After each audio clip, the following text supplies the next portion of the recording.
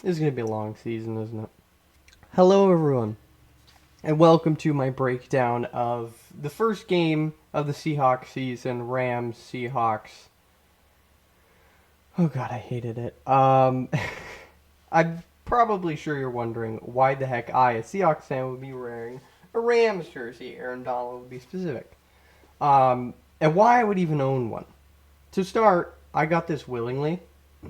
I asked for it for a birthday not too long ago. I want to have a jersey from every team. I don't know what I'm going to buy next, but that's beside the point. I'm wearing it though, not because of a lost bet or because of anything else. I'm wearing it out of respect for the team that the Seahawks face this weekend because they played a great game. And because I'm not going to be talking too much about the Rams in this video, I thought I'll show some respect in the form of a shout out. Hey, you guys owned us. I'll wear the jersey. So yeah, let's talk about those Rams. Man, early on, like I thought this would be a real close, tight game. I thought Matthew Stafford is really huge that he's back. He's clearly better than everything else they had last year. He looked great yesterday.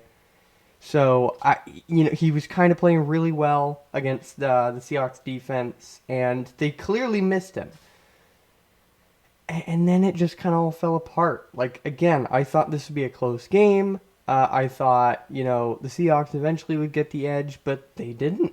They didn't. They had the lead at halftime, but the Rams' game plan was like it was really good, and I thought they made some great second half adjustments. Like they really limited big plays out of the Seahawks offense. They really they got a lot of pressure on Geno. Not as much in the first half, but as soon as the tackles went down in the second half, Geno was getting pressure on pretty much every drop back. Like they took advantage. They played great. They really they schemed to open their wide receivers a ton. And they were working with a lot of, question marks at wide receiver. Missing Cooper Kupp was huge. I kind of thought that's what the difference would be, which is why I picked the Seahawks to win. Obviously, there's a little bias there, but they played really great. Aaron Donald, they missed him too. He missed like the last 6 or so games of the season last year. They clearly missed him. He was great, constantly getting pressure on Geno. So overall, the Rams just played a really, really good game. Like they were clearly the better team on Sunday.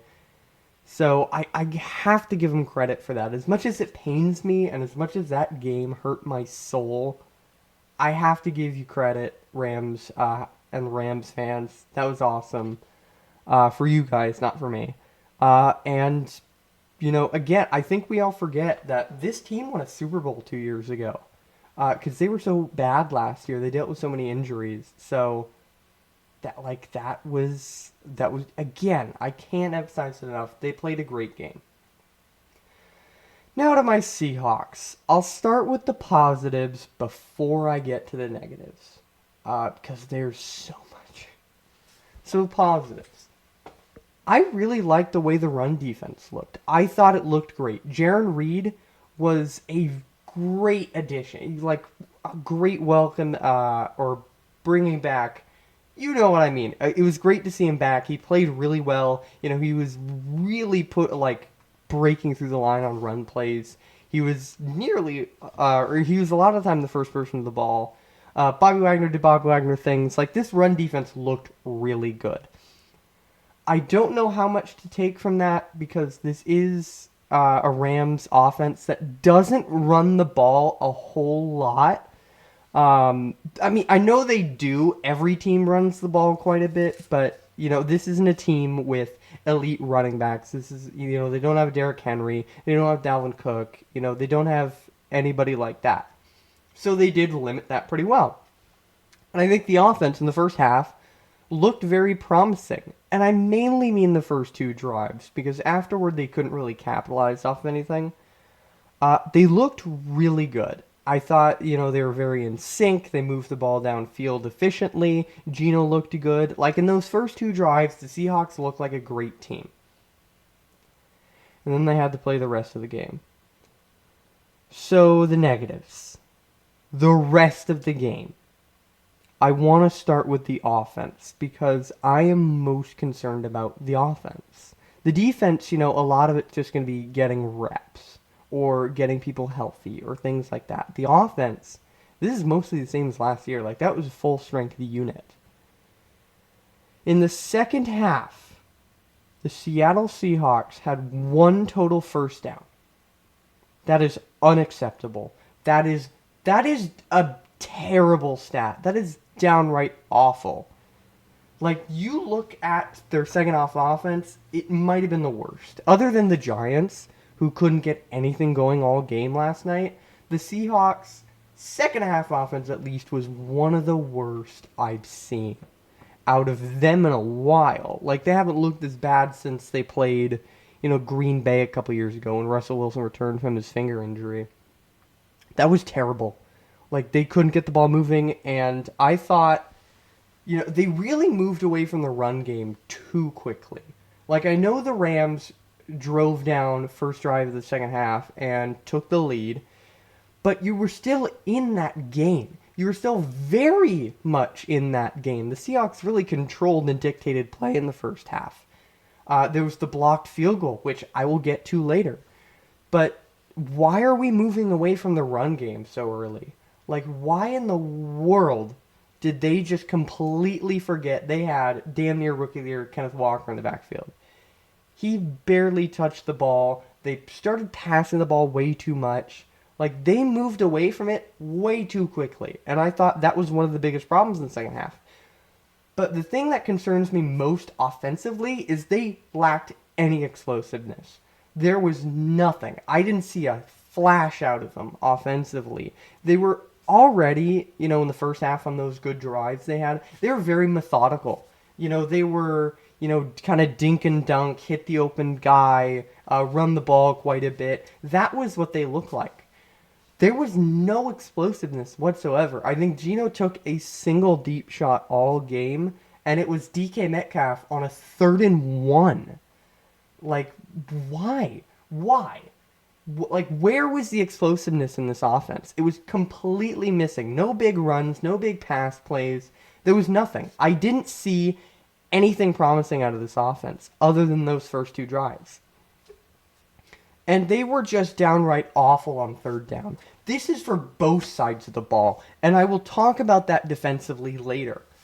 But they were terrible on third down.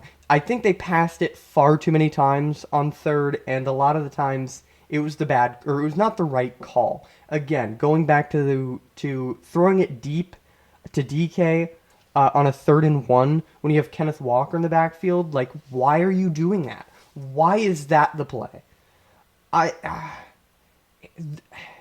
It was really disappointing to see.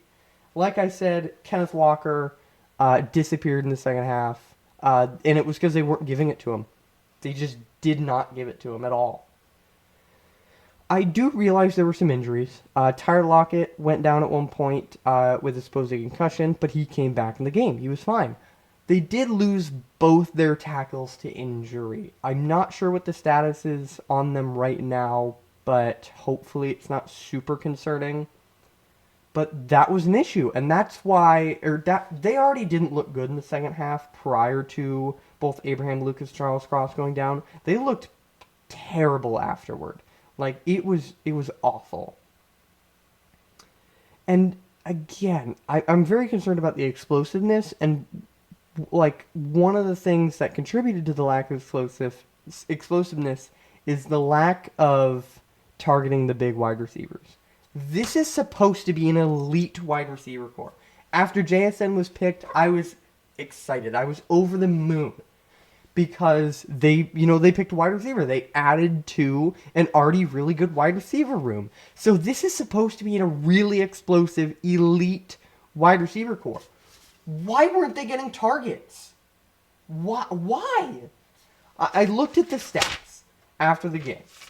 DK Metcalf, 3 catches, 47 yards, a touchdown on 5 targets. Tyler Lockett, 2 receptions, 10 yards on 4 targets. JSN, 3 catches, 13 yards on 5 targets. Kenneth Walker led the team in receptions with 4 and was tied for targets with 5. Why in the world do you take a wide receiver in the first round just to not use him? He looked really good in the preseason. His connection with Drew Lock on that long pass against the Cowboys, that was freaking amazing. It got me so excited.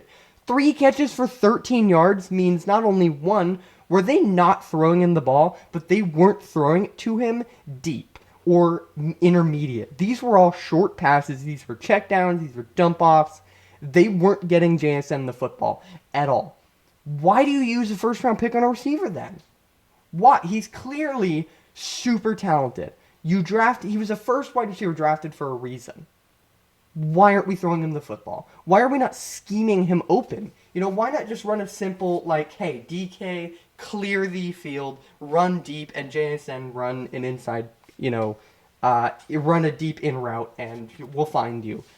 Why aren't we doing that? All the receivers were very underutilized. Nobody being over 50 yards receiving is terrible. It was terrible.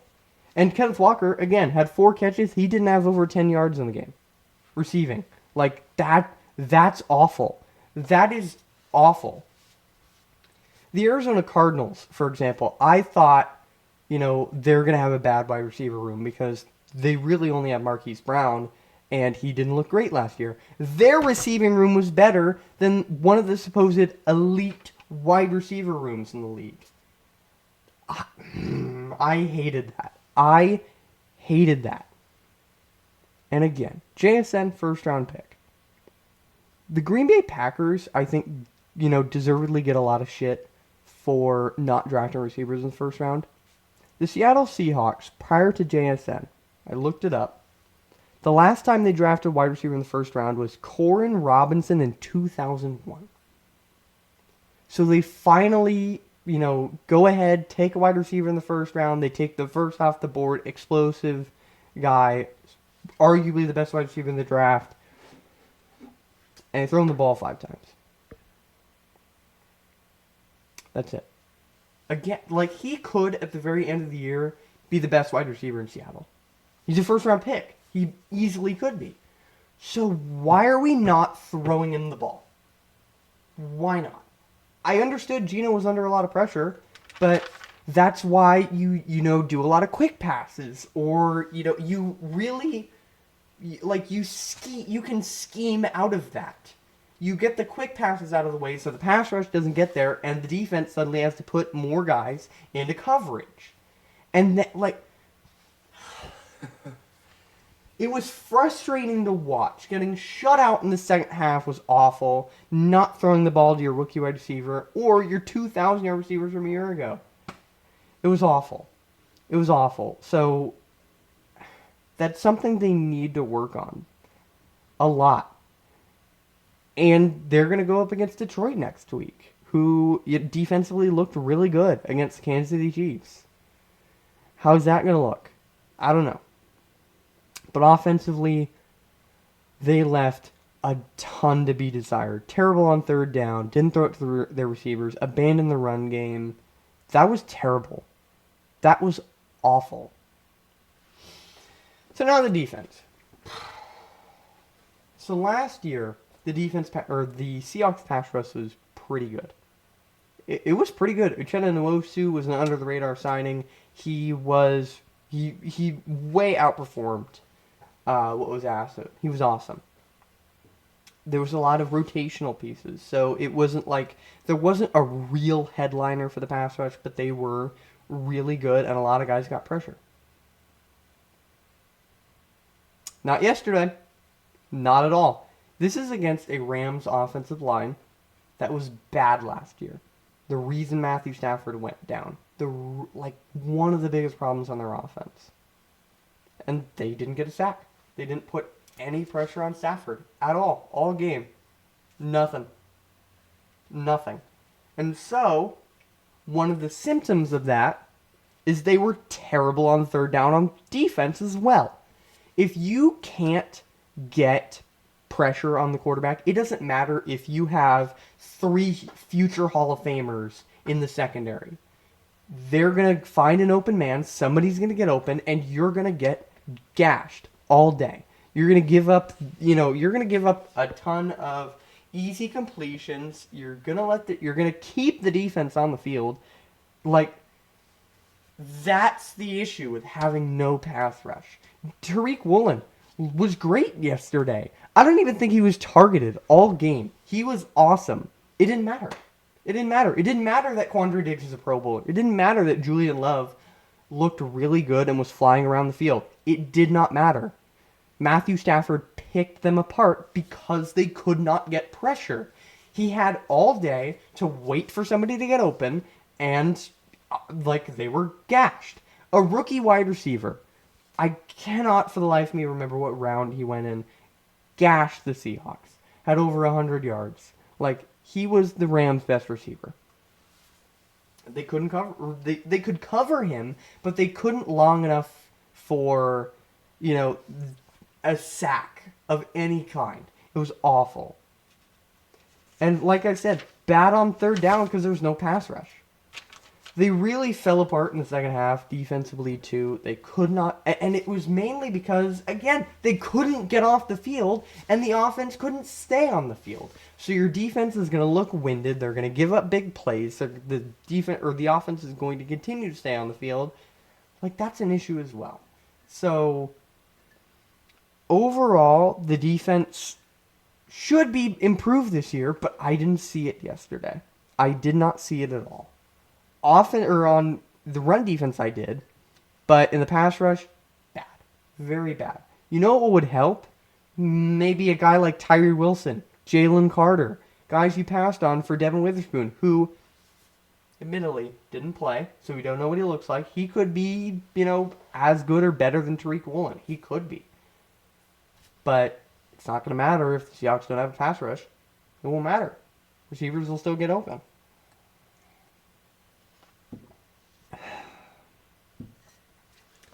Now, it's week 1. So, it could be just, hey, they didn't look good. Week 1, whatever. The Green Bay Packers, 2 years ago with Aaron Rodgers, got crushed by the Saints in Jacksonville. And they went on to win 13 games. But this, again, Rams team missing Cooper Kupp, so they're not at full strength. And this is mostly your full strength team. And a lot of the issues I saw weren't they just made a mistake, they need to refine these things. These are generally signs of bad teams. Being terrible on third down, not being able to stop the pass, not getting to the quarterback. Those are signs of bad teams. Those are signs of teams who win 4 or 5 games. So this might be a long year. I hope I'm wrong. I hope this is a wake-up call for the Seahawks. They take their punch straight to the gut, and they get up, and they play well against the Lions. But the Lions just took down the King. They just took on the Chiefs in Arrowhead and beat them. They're going to be higher than a kite this week. And Seattle's going to Detroit, so it's not like they're going to be in front of the 12th man. So that's not going to be a great game either, I don't think. These are kind of signs of bad teams, is what I'm seeing. So this could end up being a long year. The offense might not look good. I'm interested to see. I'm still hopeful. I still have some hope, but not as much as I had 2 weeks ago, a month ago, yesterday, going into the game. And just something I feel like I should bring up. A couple years ago, there were a lot of calls for Pete Carroll's head, and there were, wondering, hey, is he still a good coach? Is he still the right guy for the Seahawks? And after last year, I thought, hell yeah, they were great. They drafted well. They looked awesome. But there was a moment yesterday that really made me question that. It was the DK Metcalf taunting penalty. I love DK, one of my favorite players.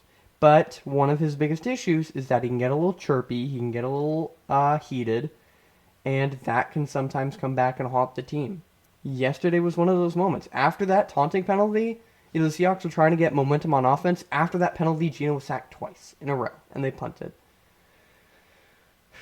But what really stood out to me about that was after the penalty, the Fox camera cuts to Pete Carroll on the sideline, and he's just not doing anything. He's sitting there, or he's standing there chewing gum, kind of looking on, kind of confused. Like, what? In that moment, what DK needs is for his coach to come up to him and go, never do that again. That was stupid. You just cost this team. Never do that again. He needs someone who will harp on him in that moment, who will get in his face, who will tell him that that was a terrible play and that was a terrible mistake. Pete just didn't do it. Pete's not that kind of guy. He's the fun-loving, rah-rah guy that he's always been. What I wanted to see was Pete Carroll on the sideline heated, just absolutely dumbfounded that DK would do something that stupid, and that it potentially cost the team. Like, get in his face about it, and he didn't. Now, is this an overreaction? Maybe. I don't know, because this could just be a one-time thing. It could be, DK could never, he could never end up doing that again, and so these are just fears that are overblown. But that's one of those things that just irks me and just really it bothered me, and it's again one of those things that makes me question if Pete's the guy. Could I be overreacting and looking too much into it? Yeah, but I really don't know. This was a team that was supposed to compete with the Niners for the division. That's kind of what was advertised, at least by the team. And you know what the Niners looked like yesterday? They looked fantastic. The Niners looked great. They looked like a team that if the Seahawks played them this week, it would end up like the Giants-Cowboys game. It would be scoreless. The Niners would beat the crap out of the Seahawks, and we'd all be wondering why the hell we questioned the Niners in the first place. That's the kind of game that we saw yesterday. So I'm highly concerned. I went from optimistic about this year to, should we tank? Should we try and get a good court? Because I don't know. I don't want to be that extreme. I don't want to overreact that much. I don't want to completely sell out on this team. But that was bad. That was really bad. That was a humiliating loss. That's one of those games where I'm disappointed to be a fan. It's one of those games where, midway through the third quarter, the jersey comes off. It's one of those games where the next day, I'm not even acknowledging that that's my team. Another team that played. So, is this the end of the world? No. I mean, the Bengals looked bad yesterday. I don't think, they'll be bad this year, so they could rebound. Like I pointed out, the Packers a couple years ago rebounded. But the Seahawks don't have Joe Burrow. They don't have Aaron Rodgers. They don't have an elite defense. They don't have even a great defense. At least the pass rush could just look bad.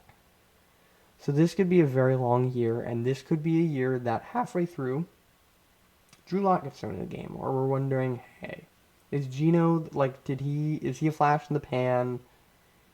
Is he just going to take his payday and move on? I don't know. Anyway, that's going to be it for me today. Thank you, everyone who ends up watching this. Hope you enjoy my misery, especially Rams fans. I'll see you very soon to talk about Week 2 against the Lions. Peace.